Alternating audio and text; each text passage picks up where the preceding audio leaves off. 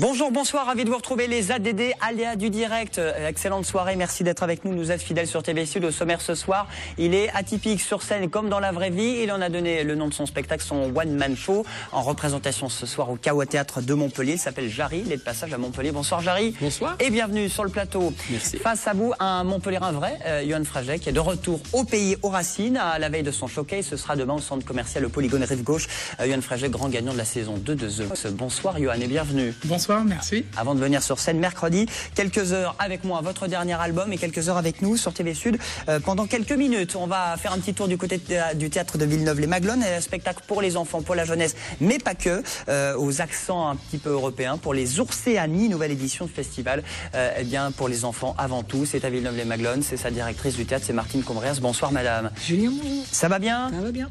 Ça roule également avec notre invité aussi sur le plateau, Franck. Bonsoir monsieur, pour le festival Musique à 7, qui est le seul festival de musique classique à 7. C'est du 17 au 26. Il y a 7 concerts, je crois que vous en avez même rajouté un, époque baroque jusqu'au chant traditionnel. On va avoir de la musique dans la petite Venise de Languedoc-Roussillon. La chronique ciné avec mon Nico. Salut Nico. Salut, j'ai des perroquets aujourd'hui pour vous, des perroquets bleus. Il y a aussi Russell Crowe qui sort son nouveau film, et puis Divergente. Vous allez tout savoir. Et je crois les perroquets 2, perroquets c'est Rio 2. Rio 2, exact. Et Babysitting, nous avons eu Gérard Jugnot et Philippe Lachaud de Passage à Montpellier. Interview dans un instant pour cette comédie à la française, plutôt sympathique. Interview de toute l'équipe qui était de passage à Montpellier il y a quelques jours. Voilà pour le sommaire des ADD. Vous êtes les bienvenus. On est ensemble pendant 30 minutes.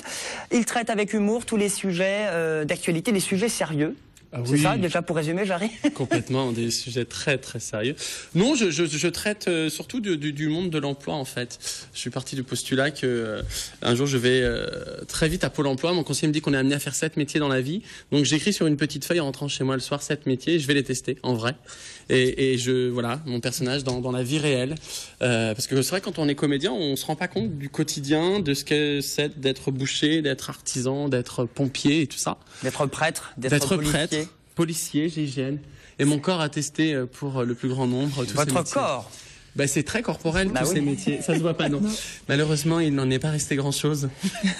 Alors mais oui. Tout est parti du Pôle emploi et cette idée, c'est incroyable finalement. Ça aurait pu être plutôt un scénario pour un film et vous avez décidé d'en faire un one man. Exactement, j'ai décidé d'en rire. J'ai eu la chance de tourner un film avec Didier Bourdon, un des inconnus, qui me dit tu devrais faire de l'humour et du coup... Parce que vous étiez metteur en scène au départ. J'étais surtout comédien dans le réseau public, dans ce qu'on appelle les scènes conventionnées nationales, et je faisais plutôt des pièces un peu très importante et très rigide, et je faisais rire déjà. Hein, je faisais rire, malheureusement. J'ai le souvenir de Percé, par exemple, où mon père meurt dans mes bras et la salle qui devrait pleurer est morte de rire. Je me suis évidemment fait virer par le metteur en scène au bout de 2 semaines et qui m'a dit il y a un problème, Jarry, il faut pas faire rire les gens là-dessus, il faut les faire pleurer. Et moi je le prenais mal parce que je me disais mais je pleurais sincèrement.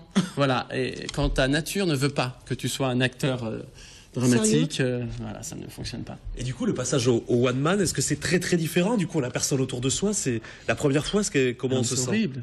Déjà, je trouve que d'arriver sur un plateau en disant attends, je vais vous faire rire, c'est terrible, c'est pas du tout quelque chose de naturel. Ça s'est fait vraiment, ça s'est fait petit à petit, parce que j'ai écrit le spectacle petit à petit. D'abord, je suis allé à Montréal pour jouer 7 minutes sur le festival Juste pour rire. Après, je suis revenu à Paris, je jouais 20 minutes, 30 minutes, et aujourd'hui 1h20. Et c'est un tel bonheur. Même si je suis seul sur scène, j'ai quand même toute une équipe. J'ai mes régisseurs, j'ai les personnes qui m'ont fait la création musicale, puisque je chantonne un petit peu. Vraiment, c'est les prémices d'une carrière. Oui. Pas d'une grande carrière, je ne pense pas, mais voilà, j'ai 3 octaves que j'aime comme ça. Non, voilà. Et sur scène, ça donne ça. On regarde. Jarry ce soir, Kawa Théâtre à Montpellier à 21h. Regardons. Salut, c'est Alf. Sexe de votre fille. Féminin. Youpi.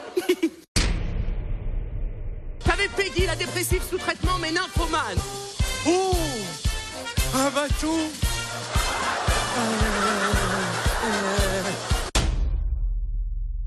Michel, c'est qui confesse?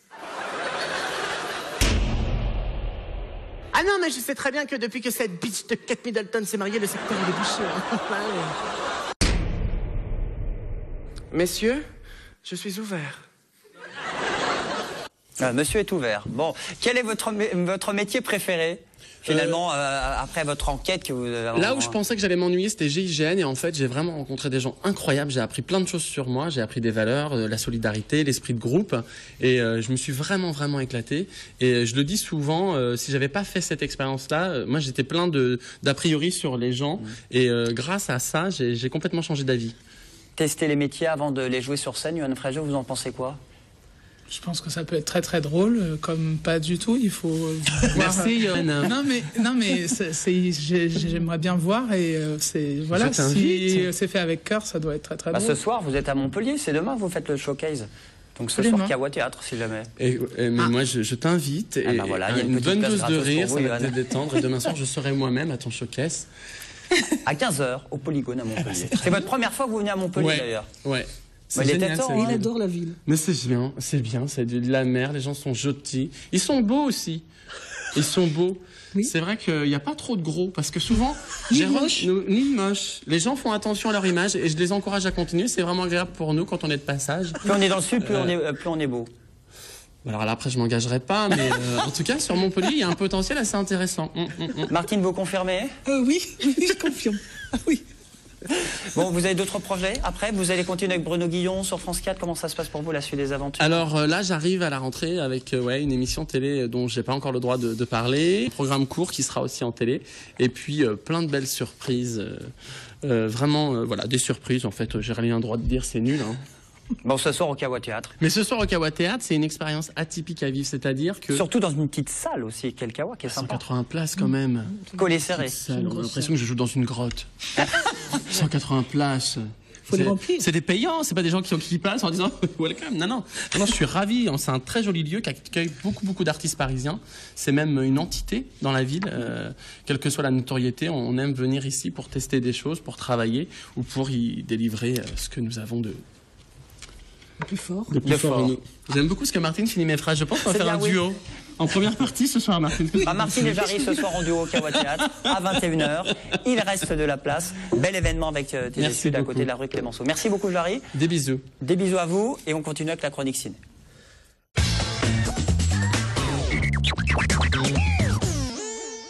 Et on commence avec la sortie du jour, c'est demain dans les salles de la région, Rio 2. Et le retour de Rio à quelques mois de la Coupe du Monde de football au Brésil. C'est du foot, oui, c'est ça. Ah pardon.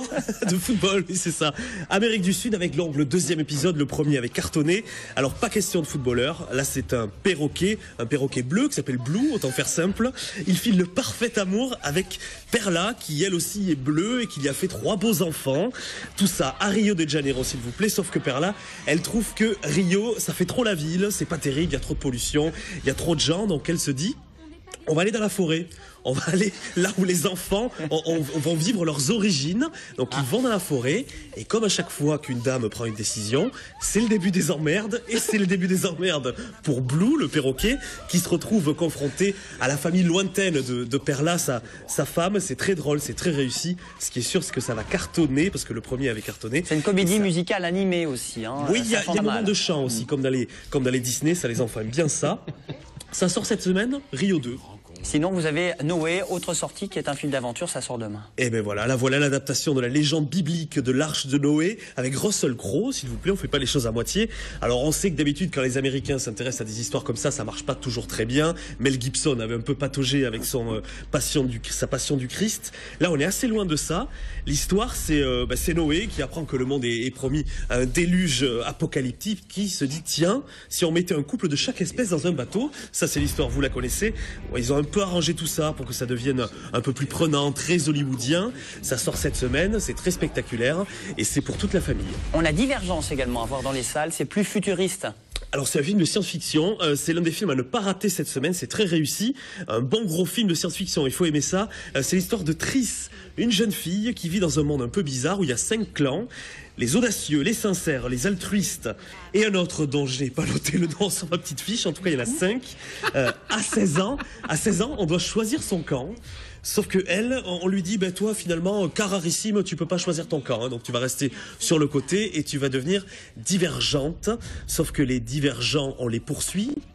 La police les traque, c'est une belle parabole de l'adolescence où il y en a qui veulent se le différencier. Cette jeune fille, elle a 16 ans, on va vivre son aventure avec elle, c'est très prenant et ça sort cette semaine. Une comédie française pour finir, plus sombre là. Les yeux jaunes du crocodile, alors comédie dramatique à la française, l'histoire de deux sœurs que tout oppose. Il y en a une, c'est une historienne spécialisée dans le 18e siècle, c'est très dur, elle n'a pas une vie géniale, déjà c'est super intéressant son métier, elle est confrontée aux difficultés de la vie. Et à côté de ça, il y a Iris, qui est super belle, une vraie Parisienne, qui se promène avec son petit sac, etc. Très riche, tout lui réussit.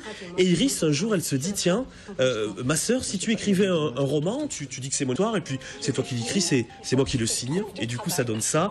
Avec les deux sœurs, ça va les rapprocher, ça va être un peu compliqué entre elles. Ça sort cette semaine. Sinon, ça sort dans quelques semaines, ça s'appelle Babysitting. Je ne sais pas si vous l'avez vu. Vous l'avez vu? Oui. Film sympa. Des amis dans ce film. C'est une tuerie. Philippe Lachaud. C'est une tuerie. Alors l'histoire en 2 mots? L'histoire en 2 mots, des parents qui partent, qui laissent la maison, et là ça part en live. J'adore. Voilà, c'est Gérard Jugnot qui est le patron, qui confie à l'un de ses salariés la maison, sauf que ça se transforme pas en Very Patrick ni American Pie, mais ça y ressemble pas mal. Ouais. Philippe Lachaud qu'on avait rencontré lors de son passage à Montpellier, interview extrait. Là, c'est moi, Franck Amaury. Aujourd'hui, c'est mon anniversaire, mais mon patron m'a demandé un service et j'ai pas pu dire non. Oui, bonjour, je viens pour le Babysitting. Nous, c'est pas un film juste de fête. Il y a plein de choses, c'est-à-dire qu'il se passe plein de choses. Enfin, je vais pas trop en dévoiler, mais plein de choses qui se passent dans une fête foraine. C'est l'histoire quand même entre un père et son fils, entre un babysitter et un enfant qu'il connaît pas, qui vont apprendre à se connaître. Donc il y a pas mal de fond malgré tout, et une histoire qui est aussi, des histoires qui sont aussi très différentes. Et oui, ce soir est un grand soir, puisque nous sommes venus souhaiter un joyeux anniversaire à notre pote Franck. Surprise! Mais vous êtes malade ou quoi? On est chez mon patron, vous voulez que je me fasse bien ou quoi? Il y avait petit dans sa chambre. Mais c'est quoi ça? Un somnifère. Il était complètement taré. Et le psy, il a disparu. Rémi! Quoi, on a les flics concu? Je vous vois pas! Je vous vois pas! Oh, bien ouais, je m'en pote!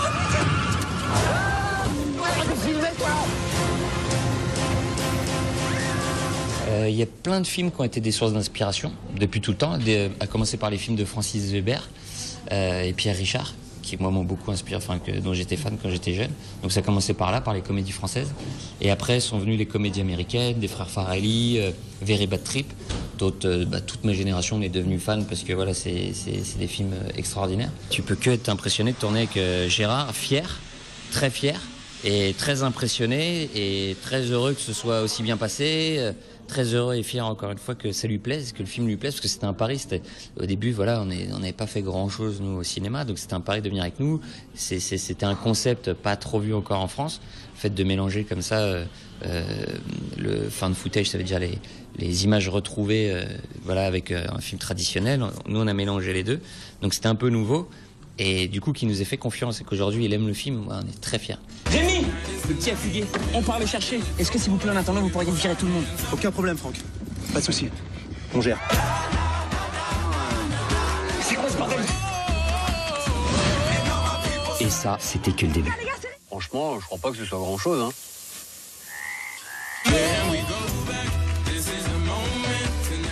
Ça va aller. Ça va aller. Désolé, Rémi. Voilà, ça a l'air plutôt, et c'est plutôt sympa, délirant à vous conseiller dans les salles de la région dans quelques semaines. Babysitting avec Philippe Lachaud. Johan Fréget avec nous, toujours sur ce plateau. On parlait ciné, il y a La Belle et la Bête, toujours dans les salles, ça marche plutôt bien. Vous avez réalisé la BA, du moins la musique de film. Vous l'avez chanté en tout cas. J'ai eu la chance de chanter donc le générique de fin de ce film de Christophe Gans, qui a notamment réalisé Le Pacte des loups, qui est un film que j'avais beaucoup aimé il y a quelques années, avec Vincent Cassel-Léla, Sédou et André Dussolier, donc des acteurs que j'apprécie, et j'ai eu la chance de le faire pas seulement en français mais en anglais aussi. Donc on retrouve ces 2 titres en bonus dans mon album qui est sorti il y a quelques mois, parce que je l'ai fait en anglais pour le chanter aussi à l'international, puisque le film est vendu en Chine et tout ça, donc et ça marche super bien. Je le chante bien. Voilà. Il marche bien. Ouais. Et il y aura du Johan Fréget partout dans le monde, et évidemment ici. Ça s'appelle Sauras-tu m'aimer? Oui. Absolument, ça a été une composition d'Olivier Rennes, qui est le réalisateur de mon album, qui est entre autres le pianiste de Pascal Obispo et de François Velgreen, qui a fait 90% des textes de l'album, écrit pour Céline Dion, Garou, Amel Bent, Johnny Hallyday, voilà. Et Johan Fréget, ça donne ça, regardez. Entre les peurs, entre les signes, un peu plus loin que voient les yeux.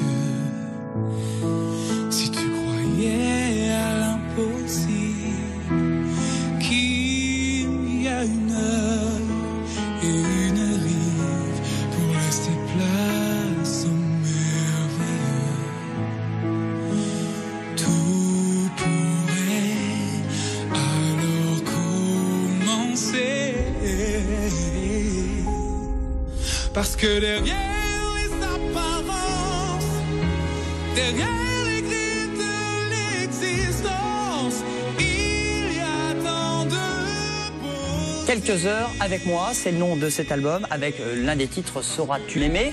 C'est ce que vous allez chanter un petit peu demain, parce que c'est votre album qui est sorti début janvier. Et il y a le showcase au centre commercial Le Polygone à Montpellier, demain mercredi, Johan. Voilà, absolument, demain à 15h, de 15h à 15h30, ça sera le showcase, suivi d'une séance de dédicace à durée plus ou moins indéterminée. Ça va dépendre des interactions, et je chanterai bien sûr Sauras-tu m'aimer, qui est un morceau que j'aime beaucoup, mais qui est néanmoins une sorte d'hybride dans mon album, dans le sens où c'est vraiment, on entend une musique pour une BO et qui me touche, mais mon album se situe dans un mélange entre la soul, le gospel et la variété française. Donc on l'entend dans Sauras-tu m'aimer, mais vu que c'est très c'est classique avec des violons, mais il est sympa, l'album est plus... Ce titre nous plaît. The Voice, soul. J'aurais fait gagner. Il a gagné. Non, il a gagné. Non, pas cette année. Je l'aurais fait regagner cette année. Ah voilà, elle se rattrape, Martine. Elle n'a pas TF1 à la maison. Je trouve que dès que tu chantes, c'est dingue, parce que t'as un truc qui est hyper de l'ordre des anges. T'es connecté entre le ciel et la terre, et je trouve que ça touche tout le monde, mais vraiment. C'est ce que j'ai appris dans le gospel, à me laisser traverser tout simplement. Mais moi j'adore. Au-delà de toute croyance, c'est une expérience qu'on ressent. Ouais. Mais ouais, non, c'est magnifique. Moi j'aimerais vraiment être ton meilleur ami. Bah, y a pas de souci. Vous demandez sur Facebook. Hein? Elle est mignonne, comment elle s'appelle dans The Voice, là, le membre du jury. Est-ce qu'il est gentil? Non, comment vous étiez avec qui? Moi j'étais avec Elle est vraiment chouette, cette fille. Elle est très gentille. Parce qu'elle dégage une chose magnifique. Mais c'est pas une chanteuse, elle est jolie. Alors, elle chante beaucoup plus que ce qu'on croit. C'est-à-dire qu'elle a fait beaucoup de morceaux assez doux, mais en fait elle est capable. Elle en a fait. Et puis il y a Emmanuel Job, qui est votre ami, qui vous a lancé un petit peu, parce que lui c'est le champion du gospel, qui est montpelliérain, vous le voyez de temps en temps. C'est avec Emmanuel Job que j'ai découvert le gospel à 15 ans, avec sa chorale Gospel I It Mass Choir, qui est toujours active à Montpellier, dirigée maintenant par Emma Lamadji, grande chanteuse de gospel. Et oui, avec Emmanuel Job, on se recroise à beaucoup d'événements depuis des années. Et demain à Montpellier. Et voilà. Chez vous ici, parce que c'est votre ville. Vous Absolument. Oui, j'ai été à Montpellier de mes 14 ans à mes 25 ans, et ça a été... Voilà, moi je dis Montpellierin, une fois qu'on reste quelques semaines, mais c'est plus de 10 ans, et Montpellier, ça a été un coup de cœur, vraiment. C'est-à-dire que autant pour les gens qui y habitent que pour la découverte de la nature, ça a été quelque chose qui m'a transformé, en fait. Et quelle est ton adresse maintenant? Paris. Bah oui, parce que pour le travail et la promotion, voilà.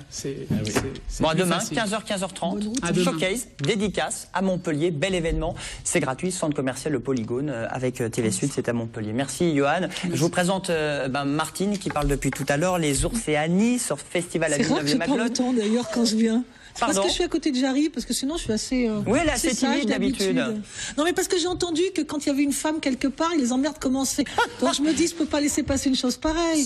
Franchement, toutes les femmes. C'est une petite boutade, Martine. Pour se dire, je suis la seule femme du plateau. Je l'aurais pas dû, c'est vrai. Moi, ça m'a choqué aussi. Merci, pour la femme qui sommeille en moi, il y a une rupture. Voilà. Bon, parlez-nous de cette 6e édition de ce festival pour les enfants, pas que, les Ours et Annie. Oui, Ours et Annie, les territoires imaginés pour l'enfance et la jeunesse. Et ben voilà, c'est toujours un secteur qui est difficile à promouvoir. Hein. Les enfants, c'est difficile. Hein. Tout le monde ne s'intéresse pas à l'enfance, et pourtant les artistes s'y intéressent. Et du coup, il en sort des spectacles qui sont probablement parmi ceux qui ont le plus de créativité. Professionnel, même européen, du Portugal, de Belgique, d'Espagne. On a l'axe régional d'abord, parce qu'il y a très belle compagnie, comme notamment Julien Guil. Mais c'est vrai que cette année, on est allé à l'international avec la Belgique, l'Allemagne, mais surtout Portugal, Italie, Espagne, parce que je pense que c'est des pays avec lesquels nous devons être solidaires. Il se passe des choses très difficiles pour la culture dans ces pays-là, voire même il y a plus de ministère de la Culture, par exemple, au Portugal, et pourtant il y a des gens qui travaillent et qui essaient d'en vivre, et donc nous allons les accueillir. Et je crois même qu'avec tout le réseau régional jeune public, on va travailler avec ces pays-là, parce que c'est un moment plus que jamais, on doit être solidaires. Alors, il y a déjà beaucoup de Portugais. Hein, oui, mais bon, ça fait rien. Il y a 2 temps, il y a des professionnels, l'après-midi, la soirée, les spectacles vraiment pour tout public. Il y a les enfants, il y en a pour tout le monde. Il y a 2 temps en fait à chaque journée. Il y a 2 temps à chaque journée. Par contre, sachez Julien qu'il se passe quelque chose à Montpellier d'assez exceptionnel, c'est qu'il y a à la fois le Festival Oursiani qui va recevoir près de 300 personnes. Il y a AITM qui est une association mondiale des gens du spectacle. Le grand colloque à Montpellier. Ouais, il y a déjà 700 inscrits. Donc ça veut dire que en une semaine, on va recevoir plus de 1000 personnes du spectacle vivant et c'est absolument exceptionnel. C'est super. C'est génial, absolument. On est très contents. Ouais. Alors ça commence dès lundi pour les. Content, j'arrive. Ah bah oui, elle est sincère, Martine. Mais oui, parce que je suis contente pour nous, mais je suis contente pour tous les artistes et tous les théâtres qui travaillent. C'est pas facile, tu sais. Mais non, je sais bien. Dès 17h30 pour tous les publics. Lundi, par exemple, qu'est-ce qui se passe lundi au théâtre? Lundi, Soupe Nuage Noir. Alors on va dire mardi déjà, juste mardi. On va commencer par mardi. Soupe Nuage Noir, une compagnie portugaise vers les 19h et après, alors là, un événement, la compagnie L'Oiseau Mouche. Jarry, qu'est-ce que tu pourrais en dire? Moi, j'ai vu leur travail. Ils travaillent avec des enfants handicapés, et des gens trisomiques et tout. C'est extraordinaire. Ils travaillent le corps, le texte. C'est magique. On oublie même et on a l'impression que la différence, elle est en nous. C'est des comédiens professionnels qui donnent des cours à des non-professionnels. Franchement, il faut venir voir le stoïque soldat de plomb. Mardi à quelle heure? On va dire 21h. 21h. Allez, on arrondit à 21h. Et tout au long de la semaine, c'est comme ça, il y a même plusieurs représentations. Oui, et il y aura, par contre, il y a également des temps forts, des thématiques. Par exemple, on invite des chercheurs sur les neurosciences. Et donc le cerveau, les possibles du cerveau, les possibles de la mémoire chez l'enfant. Voilà, et comment on peut explorer tout ce domaine-là. Pour les Oursiani, n'hésitez pas, du 14 au 19 avril. C'est pas pendant les vacances, mais c'est le spectacle pour les enfants et pour la jeunesse, avec des professionnels qui viennent de nombreux pays voisins pour discuter, pour parler, pour faire avancer les choses et faire réfléchir aussi toute cette jeunesse. Les prix, ça coûte combien? On va commencer à 5 € et on va s'arrêter à 13-14 €. Eh ben, très bien. Les Oursiani, 6e édition, festival de Villeneuve, les Maglones. Merci beaucoup. C'est déjà fini pour moi. C'est déjà fini, Martine, ça va vite. Il a parlé plus longtemps, je crois. Il a parlé plus longtemps. Mais vous allez revenir, Jarry vient jamais, Johan, il vient jamais. On vient même le chercher en voiture, vous voyez. Bon, Franck, votre festival, c'est à 7, c'est bien ça? Festival de musique à 7, musique classique, du 17 au 26? Oui, mais pas que musique classique. Pas que musique classique. Parce que justement, là, vous parliez d'Emmanuel Job, et justement, on était hier en concert au Zénith ensemble. Et dans le cadre de mes éditions, parce que là, je suis donc sur musique à 7, c'est la 5e année, mais avant, je faisais les soirées lyriques au Théâtre de la Mer.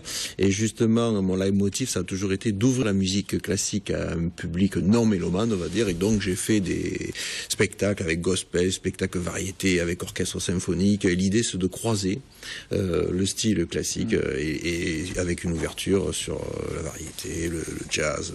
Voilà. Et vous êtes même chef d'orchestre et chef de chœur de la chorale de 7? Oui, d'un ensemble vocal de Montpellier. Bon alors, 7 concerts que vous allez nous proposer entre le théâtre Molière, voilà. Déjà la salle, super belle à 7. Ah, en plus, et l'église. Il vient d'être rénové là, alors je ne sais pas si vous avez eu l'occasion de voir un petit peu des photos, mais c'est vraiment superbe. Un théâtre à l'italienne. Théâtre à l'italienne, en fait, c'est un petit peu le même que celui de Montpellier, et justement pour une ville qui est quand même plus petite, avoir un aussi beau théâtre de 900 places. Et l'ambiance s'y prête pour du Vivaldi, du Handel, du Mozart, du Fauré? Tout à fait. Et le programme alors? Alors le programme, en fait, donc nous avons ces 7 concerts, une première soirée le jeudi où on accueille une très brillante soliste là que j'ai eu l'occasion d'accompagner au Festival international à Avignon. C'était le concours de violon Gillette Neveu. Et donc c'est une jeune fille qui a 18 ans et qui joue déjà merveilleusement bien et qui fait une belle carrière. Et donc on interprète le 5e concerto de Mozart. Et l'idée aussi dans ce concert, c'est de montrer un Mozart jeune, puisqu'on fait une ouverture de son opéra Apollo Iacentus qui dure 3 minutes. Et la 41e symphonie, qui est une de ses dernières, et qui est très prisée, puisque même Woody Allen disait que c'est grâce à cette symphonie qu'il sentait la présence de Dieu sur Terre. Voilà. 17 avril, jeudi, voilà, jeudi 17 avril. Ensuite, hein, aussi, ce qu'il faut noter, qu'on fait un concert qui est en association avec le festival Escala 7, dont on parle beaucoup en ce moment. Les plus beaux voiliers du monde qui sont à Voilà. Et l'idée est toujours pareille aussi, c'était d'aller vers une autre culture que la culture classique. Et donc, on a pris une vingtaine de chansons de marins, puisque le directeur, la Wolfgang Idiri, voulait un spectacle donc à base de ces chansons-là. voilà, que l'on a donc harmonisé pour 4 voix et qu'on a orchestré. Donc c'est le chanteur Pasqualino. Avril, hein. Voilà, Pasqualino Frigo là qui s'est occupé de ce travail-là. Donc ça le 21 avril. Et dans la même journée le soir, c'est un orchestre anglais que j'ai invité là, que j'ai eu l'occasion de diriger sur Londres, qui est un brillant orchestre et qui nous fera aussi un panel de musique baroque jusqu'à la musique d'aujourd'hui, enfin d'aujourd'hui du XXe siècle avec les danses roumaines de Bartók. Puis on terminera par le 26 avril avec un concert de clôture, concert plus repas, là c'est à 7, c'est le samedi 26 pour terminer votre festival. Voilà, tout à fait. Faut pas hésiter à réserver d'ailleurs pour le repas. Voilà. Repas, les tiels à la sétoise et tout ça, quoi. Hein. Voilà, ben enfin, l'idée de ce repas, c'est justement de finir un petit peu de manière festive et de faire goûter un petit peu les spécialités sétoises. Alors cette année, on change chaque année, ça sera une macaronade. Voilà. Eh ben voilà, très bien. Rendez-vous le 26 avril. Merci beaucoup, merci Franck, merci à tous les amis d'être venus sur le plateau, Martine, Jarry, Johan et puis Nico à la semaine prochaine. Bis à vous, bonne soirée sur TV Sud et à demain. Vive la vie, merci.